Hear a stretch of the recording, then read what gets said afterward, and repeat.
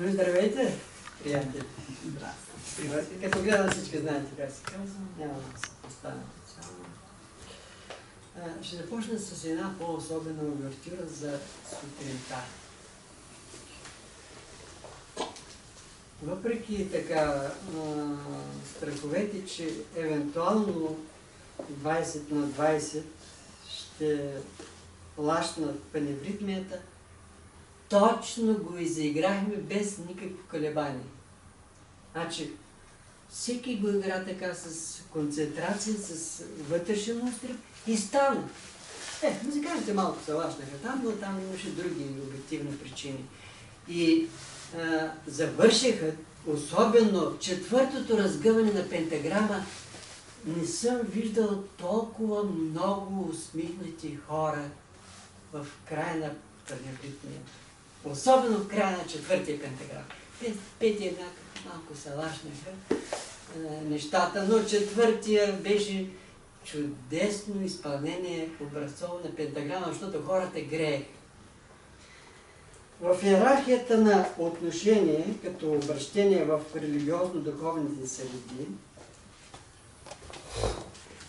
по-популярно е братя в християнската общност и в общество бяло братство. На по-високо ниво са учениците. Примерно в общия окултен клас, в младежкия окултен клас. Всеки ученик има в духовните измерения учител, охрана и лечител. За да стане той ученик, небето го е поело и във всеки момент му осигурява всички необходими условия, за да се развива. От него вече зависи дали ще ползва нещата, благата, осигуровките, които небето му осигурява. И вече приятелите,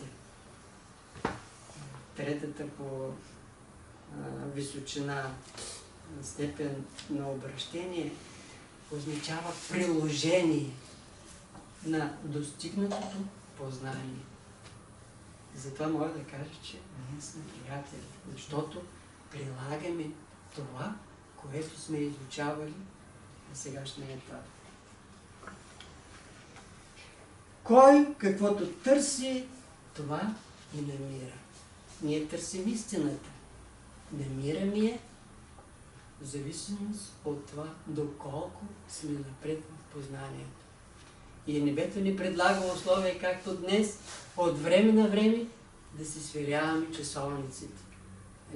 Можем ли да преглътнем истината на хората около нас? Други търсят щастието, не намират го. Трети търсят радостта, не намирате. Все хубави критерии, хубави неща, които се търсят. Големия препъни камък в духовните среди, особено в общество бяло братство, е, че различните гледни точки пораждат много спорове. По принцип спора се ражда истината. В това лошо няма. Но ние не умеем да спорим. И затова учителя е казал: няма да спори. Наложил го е. Защото знаете, че са стигали до крайности, даже до физическа разправа. Няма да спорите, за да не се конфронтирате.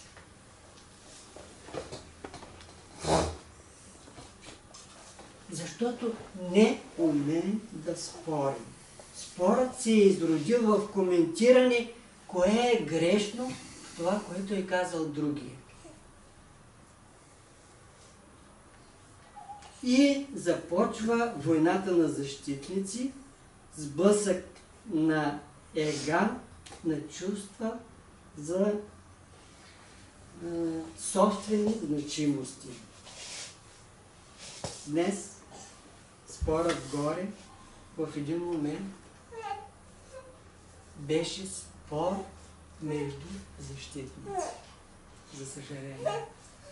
Изпуснахме вътрешната самодисциплина, тръгнахме да излагаме и, което е още по-потискащо, да налагаме нашата гледна точка. Категоричността е израз на воля. Не е така, е много различно от това аз мисля, че не е така. Когато има мекотата на аз мисля, това вече позволява излагането, гледната точка и на другия. И уважение към тая гледна точка.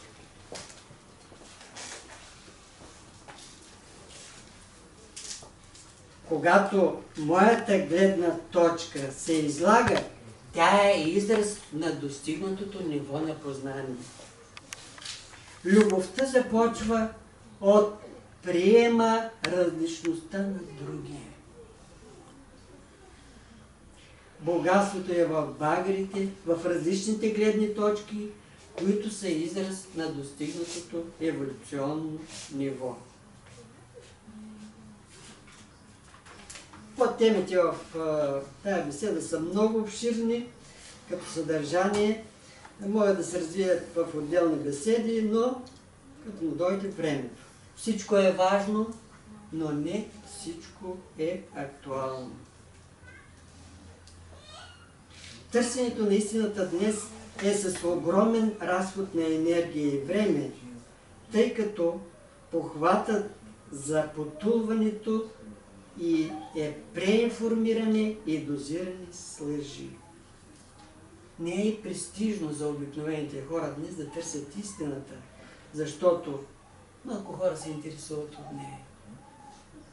И ако все пак търсят нещо в тяхните представи за истина, по-скоро това е тяхният вариант на правдата.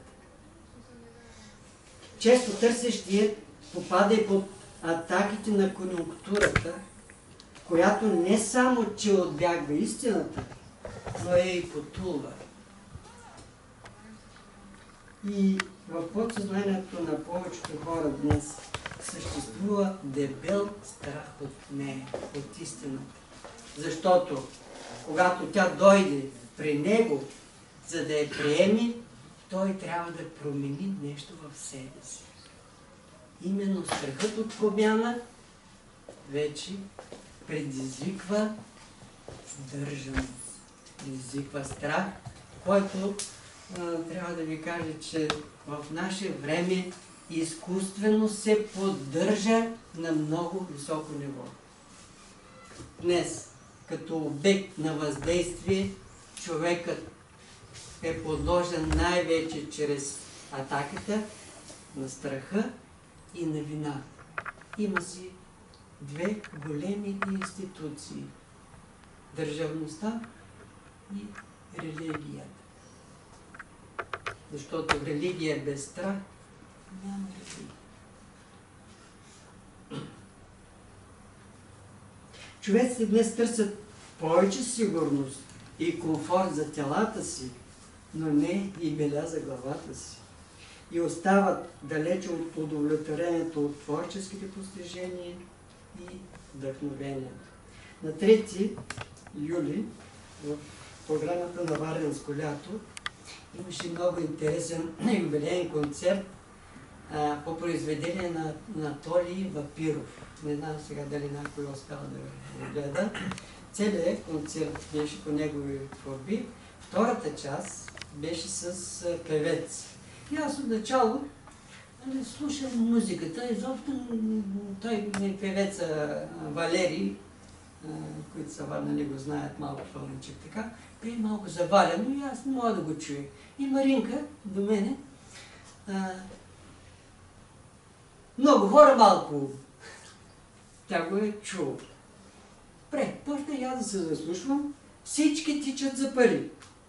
Тумба, лумба и ха-ха, всеки да си бере греха. Оказва, че И композиторите търсят вече начин да споделят това, което е очебийно, царят е гол, а всички мълчат, нали, че царят е гол. Има смели хора,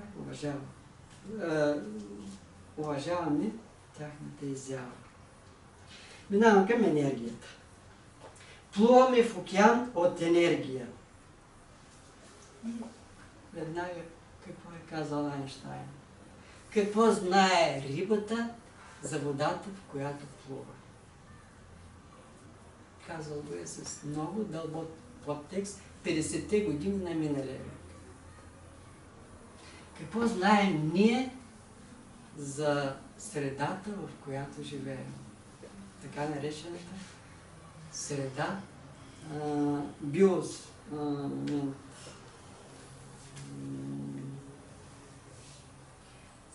на Вернадски, на височина 2 метра от земята. Точно термин съм го пропуснал. Ноосфера говори. Ноосфера, точно. Ноосферата на Вернадски. Има биосфера, има ноосфера. Да, ноосфера. До 17 век основно човечеството използва енергията на водата, на вятъра, на огъня, на животните и съответно човешката енергия. 18 век енергията на парата, появява се парния двигател. 19 век се открива електромагнитната и двигателите с вътрешно горене. 20 век енергия от Слънцето, от Земята, използват се вече за практични цели, и атомната енергия. 21 век цел и средство е психическата енергия. И ние в определен смисъл също сме потопени в този огромен обмен на психическа енергия. И нещо повече, дори в братските среди, все по-осезателно ние започваме да усещаме въздействия чрез психическа енергия. Будният човек разбира и усеща кога върви процес на манипулация. И аз понякога се очудвам. В братството има толкова будни хора, интелигентни хора, които все пак са достигнали степента да следват учението на учителя и да се оставят, как да кажа, една величина шепа от хора да разиграват елементи за въздействие и опити за промяна, за налагане. Значи истината може да се търси по два начина. Един е чрез налагане, а другият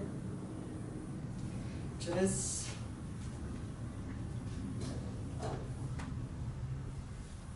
споделяне. Само че не мога да открия тук.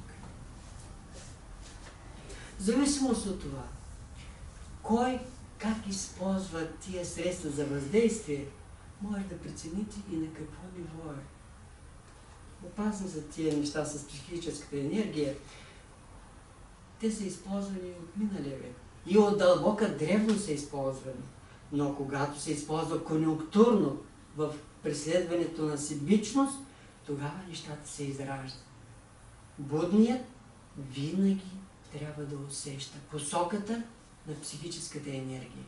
Трябва твърда дума. Добре е да усеща. Всеки, в зависимост от достигнатото еволюционно ниво, може да отсее, да приеме или да стопира, да не позволи психическо въздействие. Основни типове енергия на Земята. Торсионното поле на Земята като планета. Много сложно.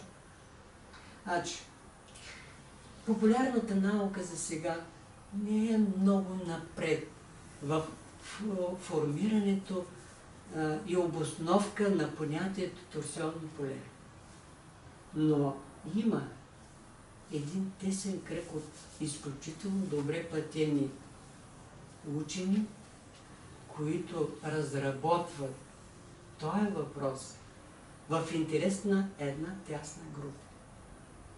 Значи, тези достижения не се публикуват в интернет. Те са конюнктурни. И трябва да ви кажа, че на сегашния етап вървят процеси на дозировка на това, което е открито отдавна.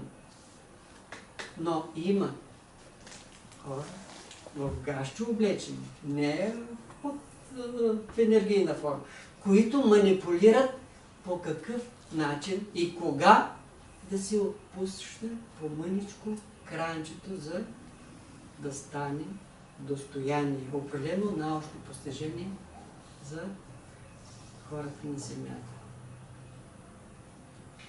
Така, учителя, цитат: любовта слиза при нас чрез етерното пространство. Значи, терминът етер е бил до 19 век изключително популярен и чрез него са обяснявали средата като посредник между космоса и човека. В края на 19 век Майкелсън и Молин съграждат апарат, чрез който искат да докажат, че съществува етер. Обаче етера се е скатал някъде и не е поискал да се изяви. Тоест апаратът е бил несъвършен. И този опит, както и започналото формиране специалната теория на Айнщайн, постепенно терминът етер е игнориран за сметка полевата форма на материята. И етера, въпреки че Айнщайн до последния си ден не отрича съществуването на етер. Дори и сега. Етерът много рядко може да се чуе като термин. Но вече неговия заместител, торсионното поле, е нещо много по-научно, въпреки че в полевата форма на материята никой до сега не е намерил теоретично обяснение. Енергията на минералите, растенията, животните, човека. Знаете, всяко живо същество, включително и минералите, без да има в тях разум, излъчват енергия.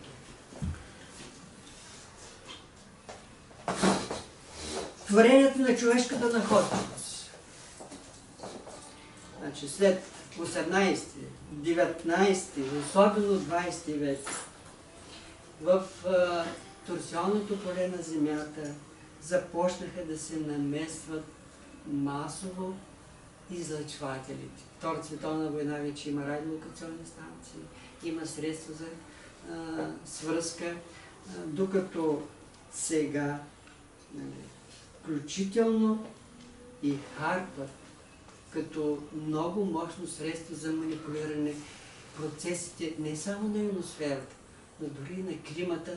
Харпът е изключително опасна система за човечеството, но никой на сегашния етап не може да спре. И той не е само един, те са около 10 около Земята. Но се знае само това на Гренландия и него обикновено. Дори и държавници. Меркел беше при 3-4 години, когато станаха големите наводнения в Германия, беше надала глас. Никакъв ефект.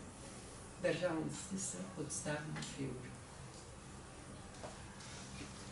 Енергия от Слънцето и планетите от Слънчевата система. С тази енергия основно се занимава и астрологията, въпреки че науката я отрича. Ние осезателно чувстваме и като просветени хора си следим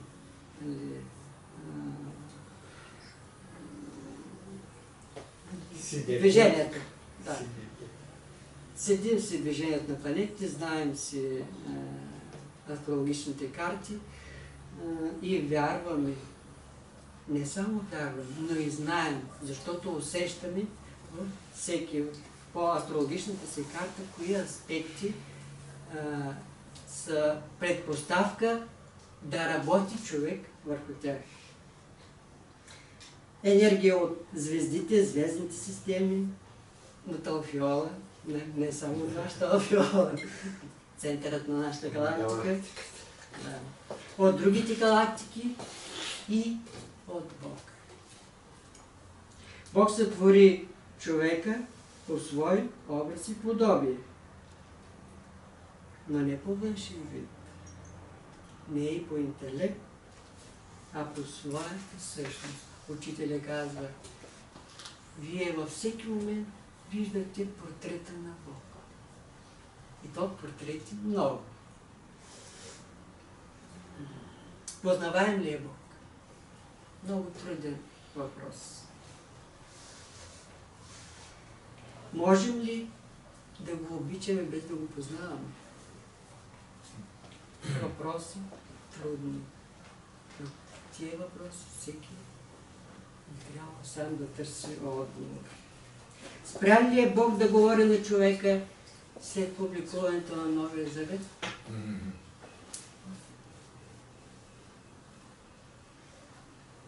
Какво е Бог? Знае за 3 човека, които са виждали. Ванга и учителя са го виждали като огромна огнена сфера.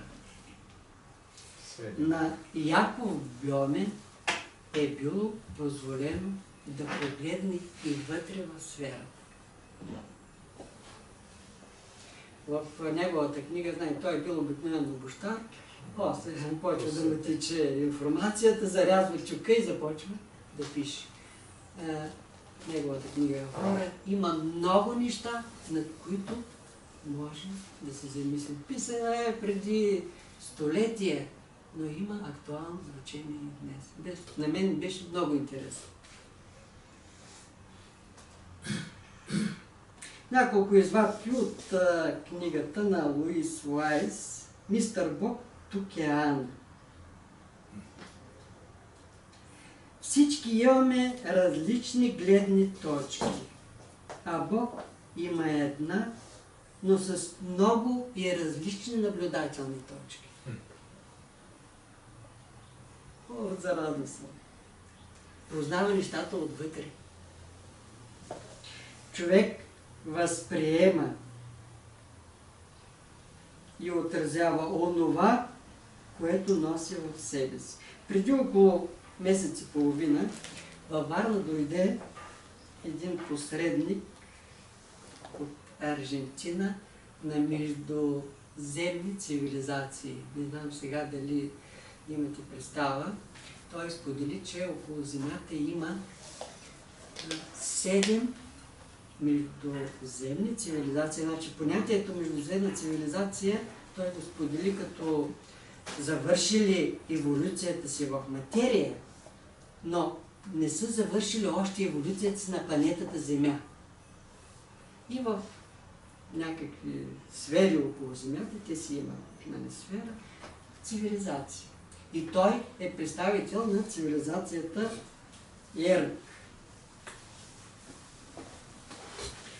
Според него, сега обикновеният човек приема и отразява 6-7% от това, което идва от космоса. Представителите на цивилизацията от Ерк до 80%. Има напреднали хора, облечени в дрехи на панталони, които достигат до 67%. Но те са рядкост, те са единици, те са учителите на човечеството. Висшия космически разум 100%. Огромната част от човечеството днес трудно приема посланията и трудно работи по тях. Трябва да се знае.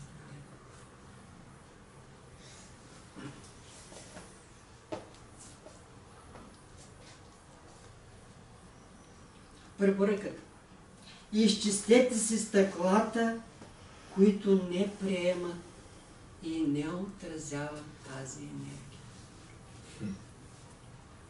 Ние имаме няколко упражнения после от паневритмията, които са точно с цел приемане и отдаване на тази енергия.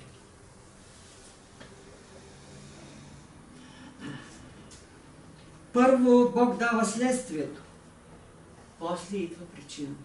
А ние обикновено бъркаме причина и следствие. Имаме въпрос. Отговорът на Бог е зависимост от размера и съдържанието в кутийка. Не можем да получим подробен отговор, когато кутийката е с скромно съдържание.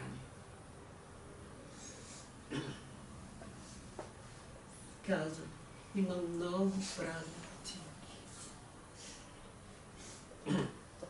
Ако ти се интересуваш от Бог, и Той се интересува от тебе. И накрая, преди 20 на години, в едно малко вестниче, прочетох на Щиляна Богдана. Какво означава терминът Бог? Според нея база за организация на готовност. Всеки може да го тълкува съобразно съдържанието на кутийката си.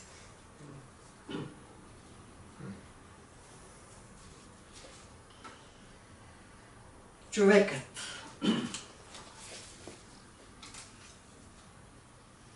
В тесен смисъл на думата, обикновено човек се идентифицира с физическото тяло и с него се занимава основно анатомията и физиологията. В широк смисъл е единство на физическо, знаем астрално и ментално. С астралното тяло се занимава психологията.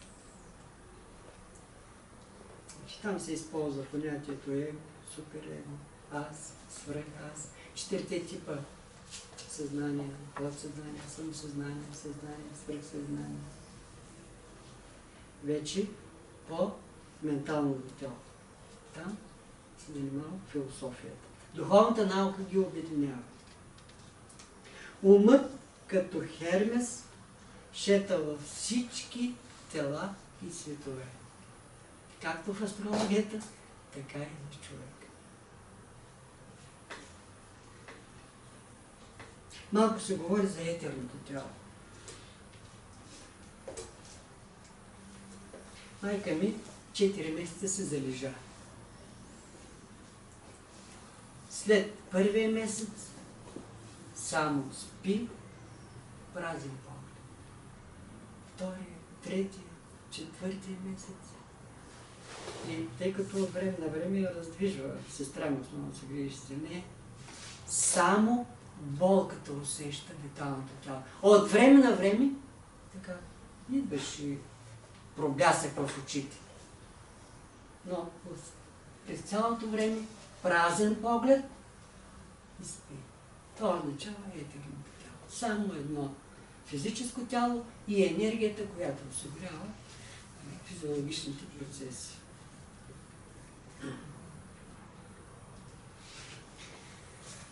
Биополето се формира и от 3 тела.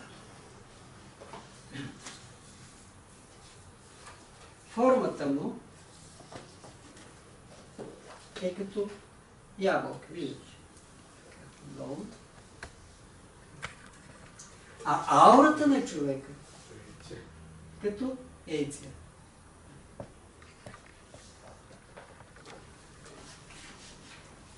Брат Христос Търта говори за поляризирането, няма да повтаряме.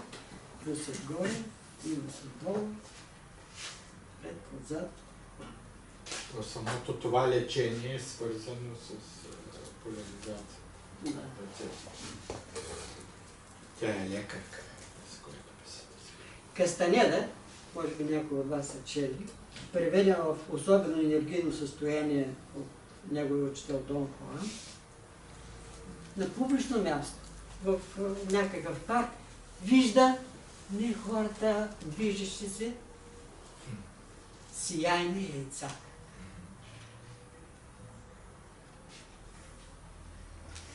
Всеки човек е със своя чистота на биополе. Няма двама човека с една и съща чистота. По-интересно е какво има вътре под чарупката. По санскритското духовно познание, учителя ги назовава енергийни центрове. Индийците им казват чакри. Български чакър. Да. Знаете, 7 са. Сега имам достатъчно време, а мен се ще ако... Не, няма да има време. Къде се намират? Какъв цвят? Коя жлеза с вътрешна секреция? Кой орган? Сега няма да се спирам от тях, за да може да обърнем повече внимание на упражненията. Китайската лечителска система разглежда енергийни канали. Тая схемичка си я бях купила от Рила преди 15 години.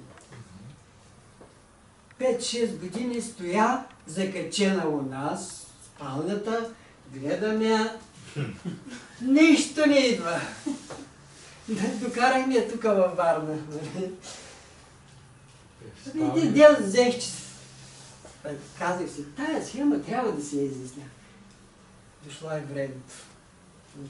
На 7-та година от купуването седнах, започнах точка по точка, то се появи предварително познание. Нали? Сега, човекът има 26 ли бяха? Не сбъркам. 26 енергийни канала. 12 от лявата, 12 от дясната. Напълно идентични. С изключение енергийния канал на далака и на панкреас. Само това е разликата дясно-ляво.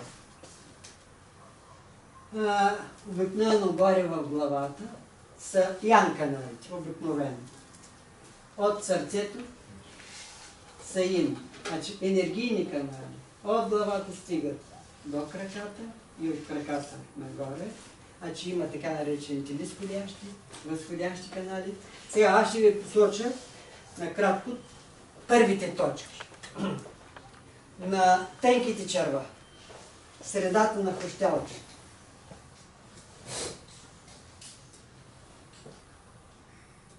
Завършва на тънките черва, завършва тук. Страни. Всяка сутрин, като си правя енергийния масаж, започва от хрущялчето тук. Най-дългият, с най-много точки, 67 мисля, че бяха, една да ги търся, е на пикочния мехур. Започват тук, от ямката. И завършват, тъй като е низходящ, на котрето отстрани, на котрето на крака. На жлъчката започват от ямката, от външната страна на очите.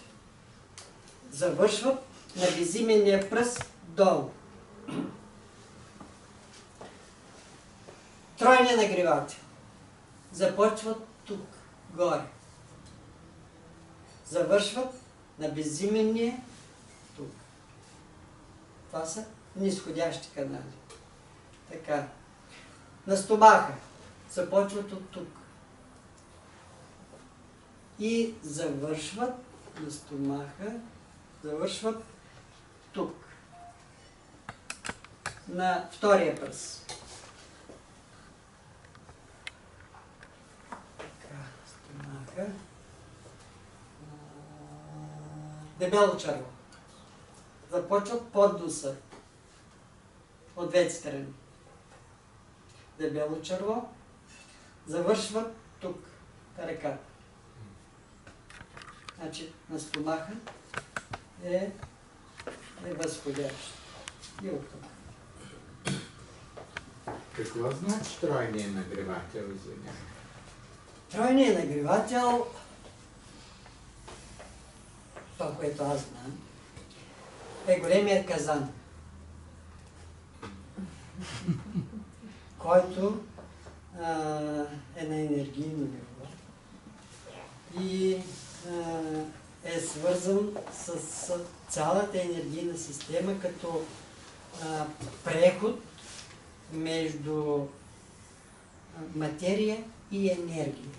Сега, троен нагревател, честно да се призная, и аз не мога да го формулирам точно, защото е в енергийна форма. Може би, ако има някой с такъв поглед, особен енергиен поглед, да го види и да го каже. Не, като терминология така ми е непознато. Иначе учителя казва, че там е ада. Човека. Да. Мисля, че няколко пръста отзад навътре, като точка. Добре. Изглежда основният му енергоизточник е тук отзад. Така. Това бяха явно отгоре. Значи на сърцето отдолу завършва вътрешната част на котрето. На белите дробове започва тук.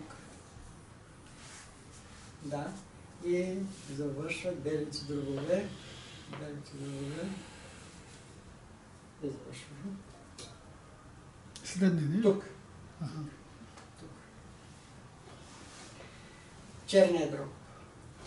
Под зърната. Отдолу. Малко по-отстрани. Черен дроб. Завършват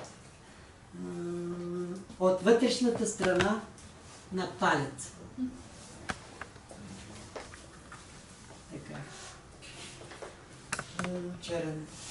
От лявата страна е на далак. Завършва.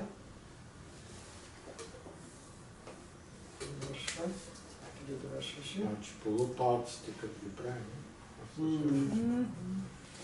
А от дясната страна е на панкреас. Така. Тук, горе, мисля, че това са.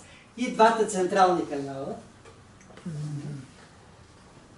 Нагоре. И да До непцето. Задния до непцето, предният до език.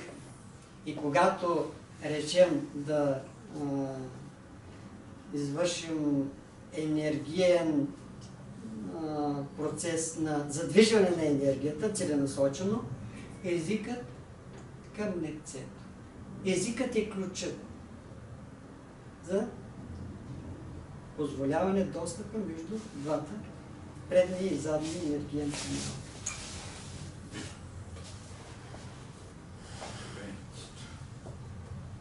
Как човек усвоява енергия?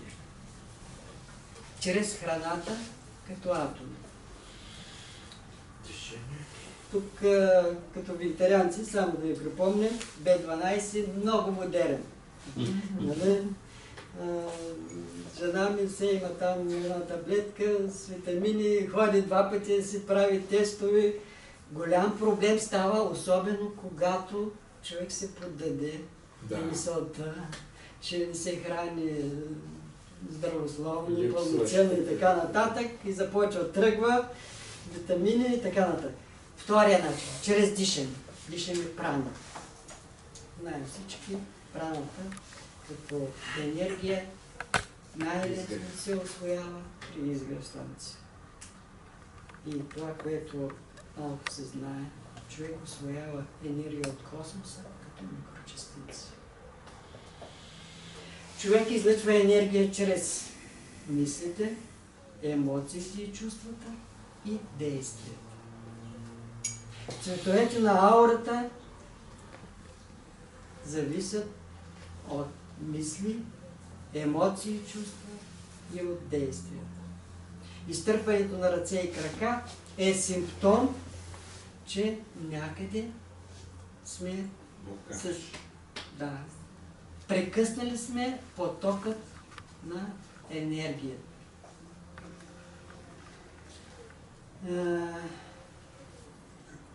При блокажа на енергията, по само едно допълнение, виждате, че тук има точки. Всеки енергиен канал има различен брой енергийни точки. По-са познати като акупунктурни точки. И сега, може да имаме проблем, примерно по пикочния мехур. Ние обикновено си мислим, че е тук проблем, а той може да бъде от главата до краката. 67 точки.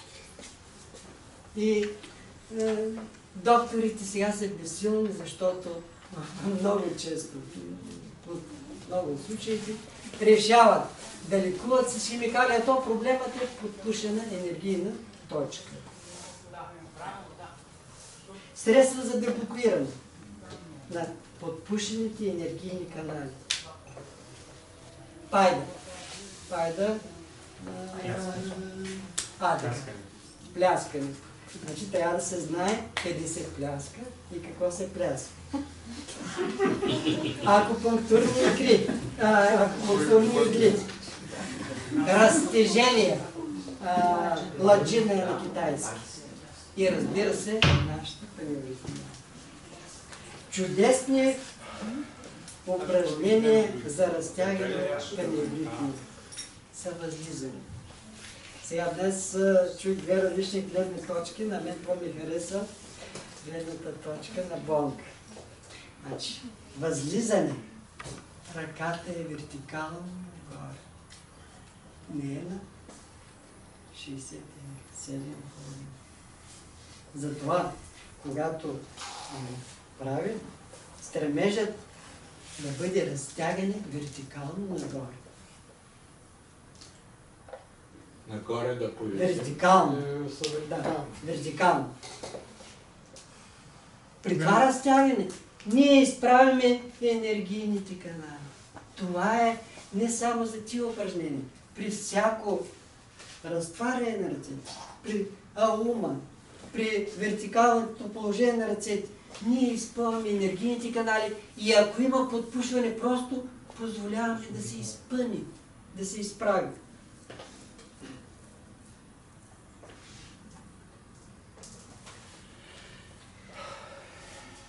Цел на живота за огромното мнозинство от хората днес е радостта и щастието. Нищо лошо в това. Но когато попиташ човека, а какъв е смисъл на човешкия живот? Хермес замълча. Не само Хермес. Значи имаме един приятел, който идва в София от време на време за да седи. И имахме традиция да ходим по заведение, това не се черква. И стана дума. И така си мисля, че с тебе бяхме. Стана дума за целта на живота и смисъла на живота. И го питаме, какво е според теб целта на живота? Самоусъвършенстване. А кой има нужда от съвършенстване? Най-вече чувствата за собствена значимост. Игра на суперегото. Да. Когато себепознанието и опитността се поставят като смисъл на човешкия живот, тогава ще дойде и удовлетворението, и вдъхновение. Изключително актуална днес е комуникацията. Там, в общуването, да изявим себе си, но не като опити да изкараме значимост, а да видим какво излиза от нас и чрез това, което излиза, да опознаем себе си. От векове религиозната традиция и дори окултното познание обяснява човешката енергийна нестабилност с вмешателство отвън. Време е да признаем, демоните са вътре в нас. Да им дадем възможност да се проявят, да се научим уроците и да ги освободим. За там, където ще се ползват други. Има кой да ги насочи. Не се страхувайте. Не чрез подхвърляне, менкане, а чрез освобождаването им, като се научим уроци. Нищо излишно няма около човека и в човека, включително и демони. Те се вършат тяхната работа. Те са изпратени при нас. И няма нищо страшно. За тях или за нас? И за тях и за нас. Нищо лошо няма.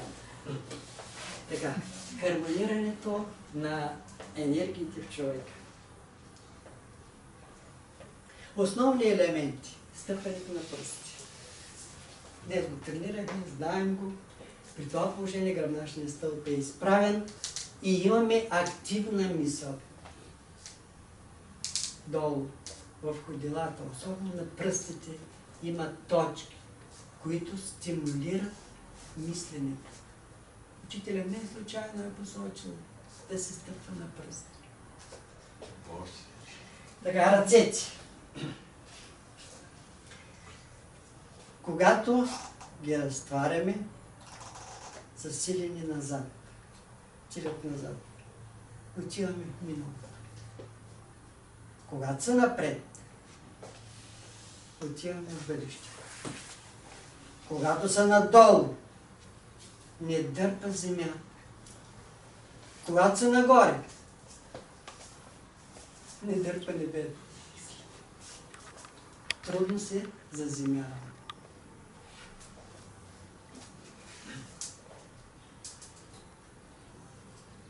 При 45 градуса.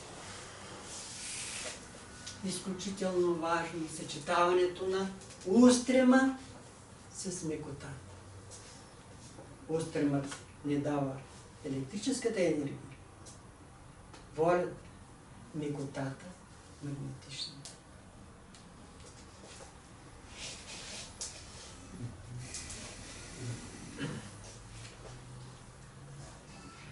Така, при краката. На стража споделих как учителя играе подвижността. Ти ли се внимаваш? Ранен час, прибирането на изоставащия крак. С кръста, че също така го играеш. Защото имаме две упражнения, поне аз съм виждал само две, как играе учител. Кое е това? А само това съм. Как бе, има филм? С учителя? С учителя? Да, има филм. Точно. На цялата паневритма или само Цялата паневритма е снета, 45-та година, с едни 100-метрови кабели, французите са ги донесли. Криеха записа в Щатите, тя е дълга история, сега секретно, но тъй или иначе излизат много работа. Ние учихме при всяко упражнение с снимки на учители. Дадени са. И те не са така, както се играят.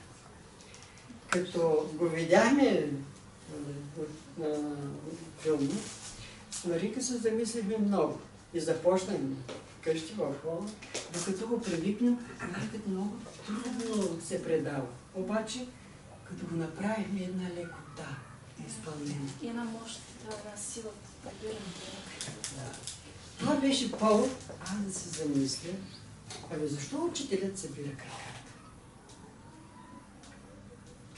И се оказва, че учители не говорят с разтворени крака пред Да. Защото като са разтворени крака, енергията изтича. И сега, забележете утре, колко от упражненията ние играем с разтворени крака. На мен беше много трудно, да се обръщам, ама истински да се обръщам към центъра и към периферията. Бе, не мога да се завъртя някак долу усещах някаква съпротива. Знам какво ще кажеш. Обаче, като го направих с прибирането на крака, на мен ми става много лесно. Споделям опит. Сега, какъв смисъл ще вложите, дали ще опитате или не, аз споделям моята опитност. В красота също има особен елемент. Прибиране на изоставащия крак. Много малко приятели. Това последното поне е описано. Другите Описано не са описани. Описано и въпреки, че е другите не са описано... описани. Другите са си по твое Има вдъхновение. снимка на учителя. Тук има снимка, какво да го описва? Кое има снимка? Да. Сега идваме на изгрява слънце. Напоследък има много хубава тенденция да се опитва бавно, плавно, слънце. Да. Ние го играем от 2004 или 2005, нали?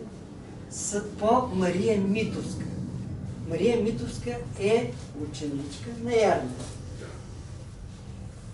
Нейното описание през цялото време има плавно, хармонично движение на ръце и крака.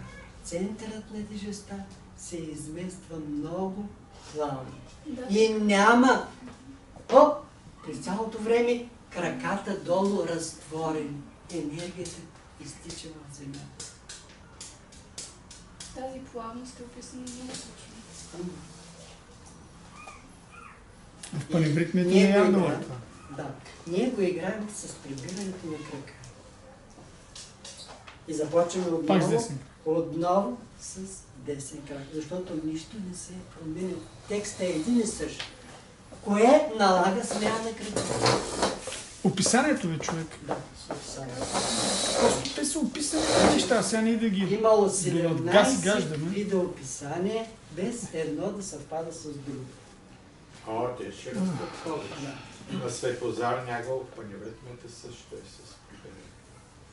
И никога с връщане назад.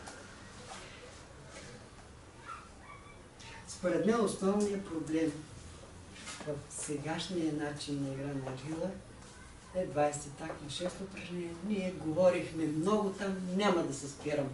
Само така като предмет на размисъл. Как са играли на музика приятелите до нотиране? Те са научили музиката на Исус. На тях не им е трябвало ноти. Променило ли се е нещо в музиката до 1944 година, когато е нотиран? Значи до 1944 година. Докато е започнало преследването, никой не е ползвал нотен текст. Да. Така е. Значи проблемите започват от нотирането. И тогава се То е 38 година нотирането. Но да публикува. По-рано. Той иска да каже, че проблема започва, когато са почнали да играят по ноти, защото до 1944 година не са играли по ноти. Никой не е гледал нотите. Да, Не само да. играчите и музикантите ли са и Точно гледали? има преди, точно си казва той. После са почнали да гледат нотите и тогава се възникнал проблема. По-скоро обратно. Значи аз съм изследвал този въпрос. Проблема възниква, когато започват да идват французите и ви казват, дайте да научите. И сега казват, добре ли човек, тук пише тръгване с ляв крак, с десен крак напред. Защо тръгваме с ляв крак? И те викат, ма така ли? ама наистина ли? Ама верно, че е така. Я да видим, значи има несъответствие между музика и движение. И какво да направим? Дай ще го направим на ляв крак да тръгнем и това е. Коя година? Да, там не, те години. 47-ма, 50-та, не знам аз кога. Няма решение за ляв. Как да няма? Категорично започват, че го описват после 52-та и 4-та. Там го описват по този начин. Тръгване с ляв крак. Не само има решение, ми го описват с ляв крак. Тоест, те променят текста на паневритмията от 38 година, като написват 7 упражнение, изходно положение, еди как си тръгване с ляв крак напред. Значи с български език това нещо е ранната версия на Ярмила Менсова, която после намира израз през 2004 година. Това е. Много е просто. И това са ми го казвали няколко човека. Тогава възниква. Когато тръгват да разучават движенията и виждат, че има несъответствие. Вместо да тръгват с десен крак, те даже до тогава не са замислили хората, че тръгват с ляв и десен крак. Тогава започва това нещо и казват, значи има грешка, дай ще го направим на ляв крак, защото така. Точно за това и говорихме, че когато са играели без да гледат ноти и описания, те са си го и знаели как. А когато започват да гледат описанията и нотите, нали, включително, и тогава се получават и съответствие. Изглежда точно французите са го обърнали внимание. Да. Семинара да изкарва да повърхността много от проблемите в паневритмите. Те за това не правят пречки. Да не се робичкаме, да видим в дълбочина на нещата. Сега, спред нас, другия проблем, който, значи, ако 20-ти такт е големия проблем паневритмията, най-ощетено от към точност на игра е изгрява слънце. Според нас. Значи, както разкърването, така и сила жива. Там има друга история. Да, гледа десен крак. Значи, 3 компонента има в това упражнение и трите, според нас, не се изпълняват, може би, както ги е дал учителя. Защото учителя, когато е тръгнал да ги дава, но учителю, то е много сложно. Да. Но добре. Не правете каквото знаете, казва и си излизайте, как ние го убедих. Така е, това е историята. Сега, от нас зависи как ще играем. На мен, никой от ръководствата не ми налага и не ме убеждава как да играе, освен вътрешния глас. Значи, много, изключително важно е това упражнение, изключително правилно, изключително красиво и да го играем ощетени от към костюмковия начин на приемане. Т.е. налагат ни една форма, давайте поне. Малко са се смекчили от комисията, защото специално за изгрява слънцето препоръчват да пробваме, примерно на сила жива. Пробвайте наведнъж, пробвайте на 2 пъти и на 4, разбираш? Каква милост от те? Висша милост. Към нас, бедните. Почват да мислят. Кое е хубаво? Те комисията каква е? Репресивен орган ли? Какво прави? Разрешителен орган. Аз въобще не знам за какво говоря. Комисията по изгряване на слънцето. Нека един да каже каква му е функцията. Какво иска да направи? Искам да кажем, че нашата роля тук е на всеки един да пробва. Естествено. Да изгрява слънцето на наведнъж. Ние сме го пробвали. Аз в тази връзка искам един въпрос да задам, ако може. Вас кой ви е учил да играете паневритмия? Ами аз сам учих. Кой вас? Него конкретно? Да, него. Сам ми учих. Не, защото аз и ние, нали, ви попитал и всеки, защото аз много се очудвам, като ви казвате, ние те играем, еди как си грешно и ние сега трябва да го оправим. Ама кой ви е учил да го играете тъй? Мен не са ме учили тъй. Нали? Мен ме учил, примерно, Огнян Николов. И той никога не ми е казал, че трябва да се дигна ръцете и да чакам. И точно той ме учил, примерно, Жоро, нали? Той се е учил от няколко човека. Аз той не мога да разбера защо се казват някакви грешни варианти и казват, че трябва да ги оправим. Ами че, разбира се, че трябва да се дигнат плавно ръцете, докато има музика, докато има такт там и времена по-точно, нали? Докато трае такта. Или тактовете, ако да се хвата. Това е ясно. То няма какво да са, изобщо да се обсъждат това нещо. Да, като са научили грешно. Той, че го играят грешно, това е съвсем друг въпрос. Всеки трябва да каже откъде знае, колко е учил. Когато сестрата ми каза, нали, че негативно се изказвам, всеки трябва да знае избора си, защото когато се явят противоречи и се вика учителя как дава, значи изборът е един, после преминавайки през много умове, водата е вече нечиста. Огнян първо е получил забележки при една паневритник, но Божаров го извика там на Витоша и му казва: брат, вие ще ходите в чужбина и ще преподавате паневритник. Той му...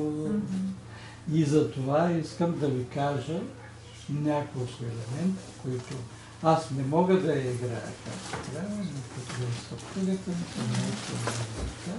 и му обръща внимание на няколко елемента там, които това е така, ръцете, той така ги държал, той така се дигне правото.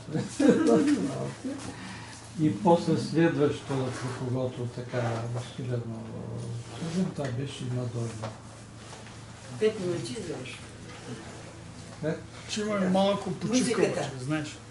Голям проблем се заформя и музика. Значи, Бонка го е открила. Това 18 и 19 упражнение, дадени в си, в си бемол, а сега да се изпълнява в ре бемол. Вижте каква огромна разлика, какво ощетяване. Не, обратното е. Оригинала е в ре. А пък сега е в си. Сега, не, напротив, те си го свират в ре. В си е за пеене, аз това съм го изследвала. За да се за пее по-лесно. певците е по-удобно в си. По-удобно. Всички музиканти си го свират в оригиналната тоналност в ре. И съответно, колко сме доволни, оригинала е в до ли беше? Да. А иначе за пеене в сол. Не, това не е проблем. Просто... Защо да не е проблем? Защото то се свири в оригиналните тоналности, но някой път на концерт, някой... Това рядко се не става просто, когато има хора в центъра, които пеят. Не, те си пеят както цигулките им свирят. Те не могат да пеят. В пеят. оригиналната тоналност, да. Аз мисля, че няма. Другия проблем е вера. Не съм Това рязане никога не сменят. на по един стих. В един момент да си помислих, че съм глупав. Ами как не мога да науча текста на Евера?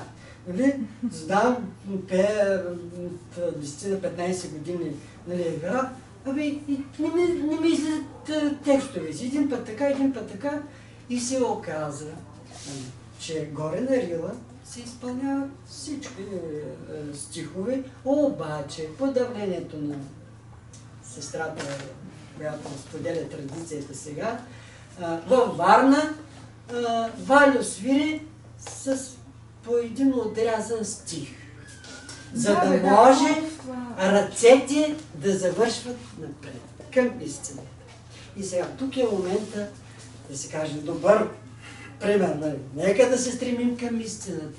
Ама като виждаме толкова много проблеми на липса на любов, мъдростта е още по-трудно достижима от любовта, защото любовта е широкия път.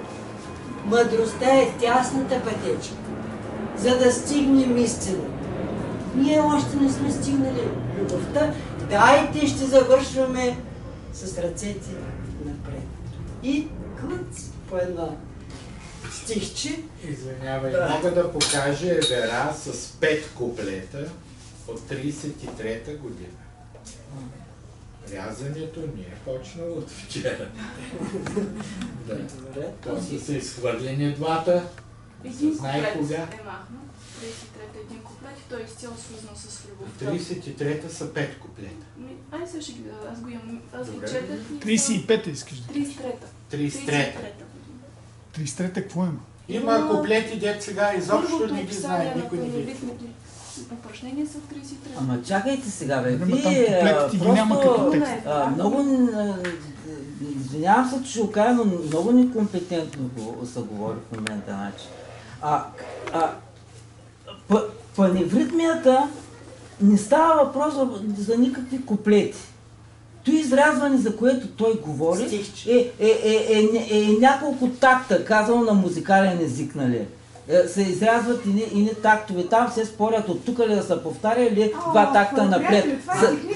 За него се говори, а не за куплетите. Много ясно е, че при Вера не може да пеем 10 куплета, защото тя си е дадена да се изпълнява примерно 2 пъти, нали? Как ще пеем 5 куплета? Само казвам, че не само редове са отрязани. Ама това е друг проблем, че има куплети отрязани. Много ясно. Нека бъде и друг проблем, казвам, че има. Той говори за няколко такта. За цел да се завърши сърцете на Ма ние даже не завършваме така. Да. Имаме музикантия Колец, който сега се учи. И като е Валю, нали, свирят двамата, той е научил. Обаче, като го няма Валю на младежки или общ околотен клас, и Чиро свири сам. И аз му пущам музиката от Трила. И горкия почва с галашканията. С Валю така, иначе така. И на мен най-после ми се изясниха картинките. Бе, какво става? Никой нищо не споделя. Значи музикантите решават и мълчат. Да, всеки път, когато почваме паневритмия, един от музикантите, който е най-там в главния или какво, казва: сега ще свирим с повторение от тук. Аз, защото, нали съм Ама казал само често. между музикантите. Да, ами те хората не ги интересуват играчите, интересуват ги музикантите, защото се знае, че има два варианта и те казват: сега ще свирим по този вариант. Както на ръченицата се казва, сега ще свирим дългата или къската. Това е ясно. Те казват според певеца, който трябва да си Да, и според певеца, да. И хората, както се казва, хората играят според свирката, нали? Тъй, че... Стена 5:20. Това е друг въпрос. Аз почнах и 15. Ей, кога почнаме? И трябва 5:30 да почне и следващия. Така че... Нека да довърши. Аре, защото всеки по-добре. Прекъсват. Не можем да променим начина на игра на хората в педагогиката. Дори и да искаме, не можем. Можем да споделим опитност, можем да тълкуваме, но изборът на всеки е индивидуален. В зависимост от достигнатото еволюционно ниво. За сега, какво може да направим? Да осветим тъмните кътчета, да започнат братята и сестрите да мислят. В общуването, в комуникацията на малките групи. Процесът е бавен, труден, много често с насмешки, но старите тълкувания са обречени да се заменят от ново разбиране, удовлетворяващо нашето време. Ако се считаме за новатори, работата ни би трябвало да е да тикаме истината до грешката, без обаче да се фиксираме върху нея. Оттам нататък небето, ако счете, че е дошло времето, ще изпрати подходящите хора, ще създаде необходимите условия за развитието на паневритмията на следващото по-високо стъпало. Тогава и истината ще прерасне от мисъл в общо действие, където има много реки с течаща вода и се съберат, там ще тече много вода. Благодаря.